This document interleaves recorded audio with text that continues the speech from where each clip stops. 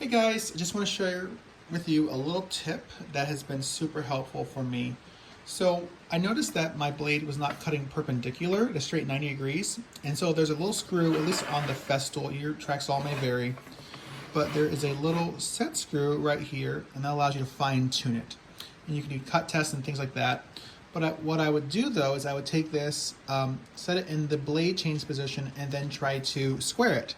Well, there's a little bit of an easier way to do this, and I'm going to show you how. So what we would do is we just take off the plate right here, and now we have access to the full blade in a much better reference situation.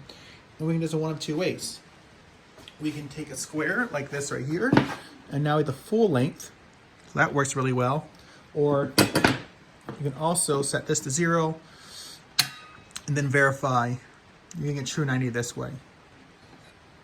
So very simple tip, but it has solved a lot of frustration for me because trying to go back and forth and doing cut tests wastes time and material, where this way I can use this as a reference surface, check to see if it's 90 degrees, and I'm good to go. So hopefully this little tip is helpful for you guys, and I'll see you in the next one.